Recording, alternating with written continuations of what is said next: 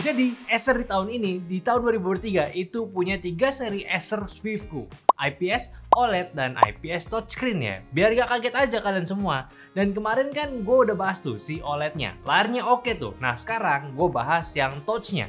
Beda tipis emang perbedaannya, yang jelas majornya itu ya di bagian layarnya.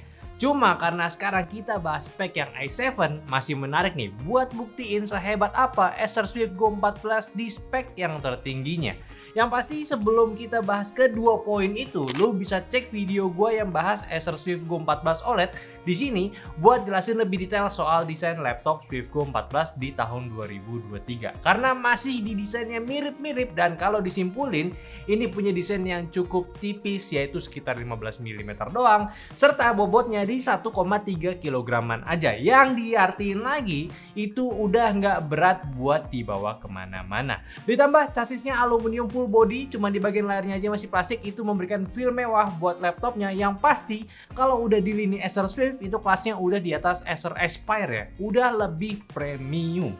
Cuma untuk warna laptop yang ini hanya ada satu warna aja, yaitu pure silver aja. Cukup netral untuk sebuah laptop, jadi nggak ada kata norak buat kalian bawa-bawa ke cafe sambil kerja. Nah, ngomongin ke cafe nih ya, Acer emang udah menguatkan produknya ini untuk seseorang pekerja muda sekaligus pelajar yang fleksibel banget nih kerjanya. Kalau kemarin kan sebutannya itu work from anywhere ya. Nah, ini sekarang udah punya sebutan baru namanya digital nomads. Artinya nih orang-orang yang kerja secara lepas dan manfaatkan teknologi dengan sistem kerja yang nggak kenal waktu dan nggak kenal tempat. Jadi ya mau di mana aja kerja ya gas aja selama ada cuannya gitu. Dan Acer masuk sebagai alat penunjangnya. Laptop yang tadi gue sebut itu ringan dan tipis serta bersertifikasi Intel Evo pula untuk ngejamin isinya laptop ini tuh nggak ecek-ecek. Ya kalian sih ya harusnya udah familiar banget sama yang akhir-akhir ini ada laptop Intel Evo. Lisensi Intel Evo ini sulit banget buat didapetinnya. Banyak apalagi ya udah tergenerasi yang sekarang gitu. Requirementnya sekarang semakin tinggi buat produsen laptop itu bisa dapetin si batch Intel Evo ini. Dan Acer SwiftGo 14 Touch ini ya sama si SwiftGo 14 OLED kemarin sama-sama udah menggunakan Intel H series. Jadi udah Evo H series udah pasti performanya jauh lebih kenceng cuy. Salah satu favorit racikan laptop tipis gua ya kayak auto sembah lah kalau udah kayak gini. Udah Evo dan H series itu udah bagus pak. Selama emang bukan cari buat main game ya. Kalau mau main game cek aja videonya di sini juga karena Acer punya yang harga sama kayak si Swift ini. Jadi yang ini udah gunain Intel i7 13700H, Intel generasi ke-13 yang sudah punya total 14 core, 6 P-core, 8 E-core dengan totalnya ada 20 thread, bisa berjalan up to 5 GHz punya dengan PGP-nya itu di 45 Watt maksimum 60 Watt. Ada integrated GPU-nya yaitu Intel Iris Xe Graphics 96 Executing Unit dengan RAM 16 GB, LPDDR5 dual channel, memori 4800 mAh, SSD-nya 1 TB, NVMe Gen 4 punya, serta udah termasuk si Windows 11 Home-nya.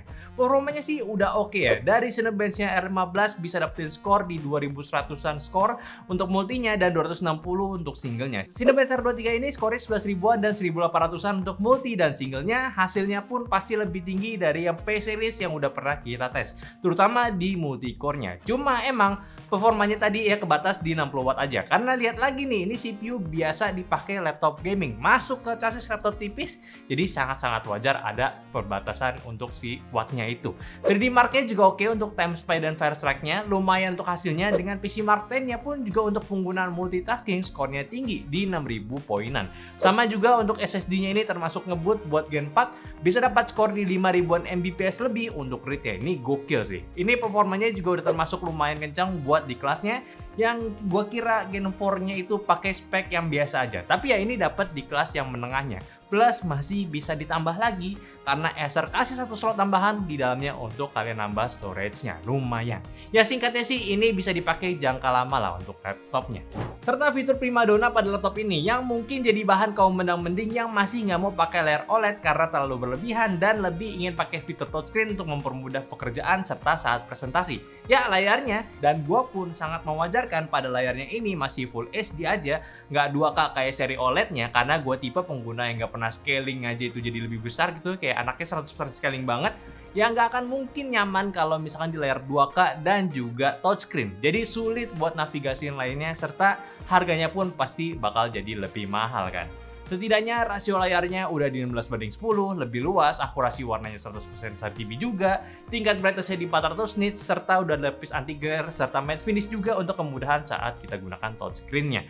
Enak sih nih buat touchscreen-nya ya, cuma memang yang agak disayangkan teknologi hinge-nya ini belum bisa buka sampai 180 derajat atau sekedar dibuka pakai satu tangan aja. Tapi buat touchscreen-nya juga sudah responsif, jadi nggak patah-patah atau kayak gimana juga kok, udah lancar.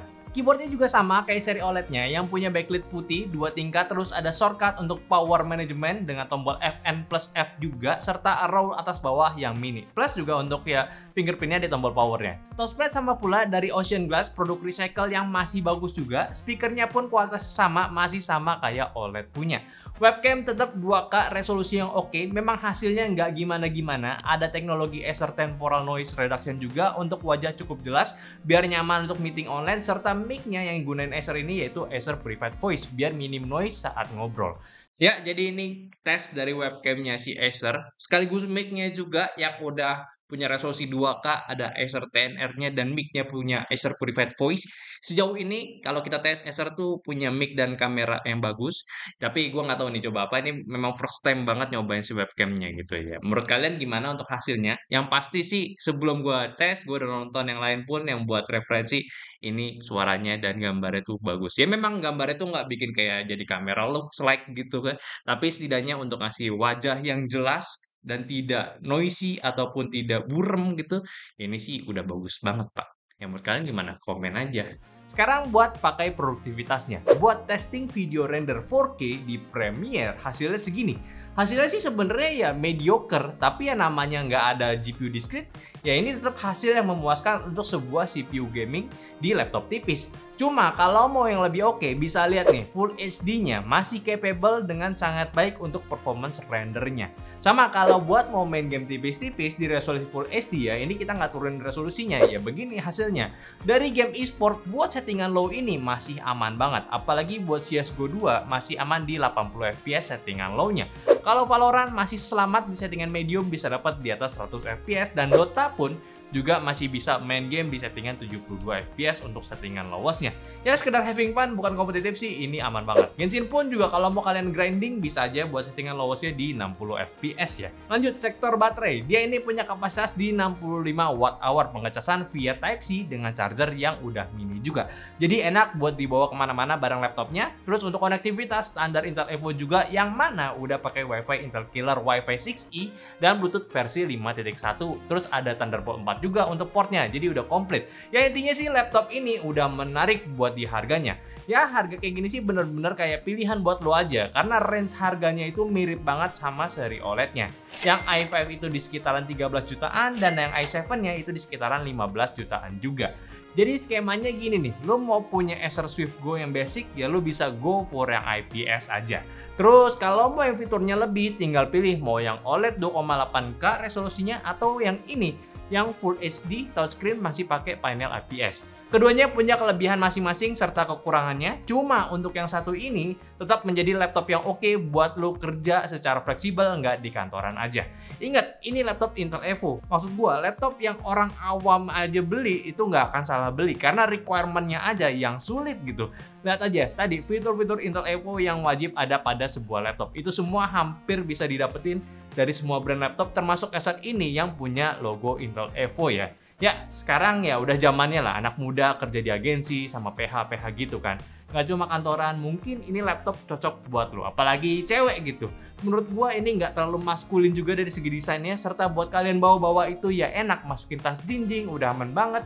Serta untuk laptopnya, laptop Windows ini udah pindahin data semakin mudah semenjak ada Intel Unison. Tinggal pairing aja ke handphone kalian, terusnya nanti semacam drag and drop juga udah cepet banget pindah datanya. Performanya juga udah bagus buat laptop dengan chassis seperti ini. Masih ada kipasnya juga untuk menjaga suhu laptop tetap aman. Ya maksud gua itu nggak ada salahnya juga untuk lu pakai laptop ini. Tinggal manfaatin aja touchscreen-nya buat flexing ke tim kalian atau bos kalian saat presentasi, biar maksimal si fungsi laptop itu kepake gitu. Dan di harga 15 jutaan udah dapat si i7, RAM 16GB, 1TB, itu nggak perlu buat upgrade dulu, tinggal pakai aja. Kira-kira lo mau nggak Acer Swift Go 14 Touch ini, atau tetap mending yang OLED aja? Coba komen aja. Jangan lupa juga buat tonton video seri OLED-nya juga biar lebih lengkap kalau kalian penasaran sama si Acer Swift Go ini. Di bagian desainnya tentunya. Dan juga untuk garansi ya, ini gue lupa mention di awal juga, garansi laptop ini juga udah aman. Lu bakal dapat ya 2 tahun ADP, lumayan banget, jadi lu udah extra safe untuk di jangka panjang, Pak. Jadi ya mungkin dulu bahasan gue dari Acer Swift Go. Ini tumben asli agak anget ya. Ya pokoknya tolong bantu share video ini ke teman-teman kalian yang lagi butuh laptop tipis buat kerja di mana-mana aja, ataupun lo mau jadi digital nomad ya. Jangan lupa kasih pendapatnya juga di kolom komentar, sama like video ini kalau kalian suka, dan follow semua sosial media kita yang ada di Instagram, TikTok, Facebook, dan Discord yang semua link ada di deskripsi. Dan yang terakhir, sampai jumpa di video nyantai selanjutnya. Bye bye.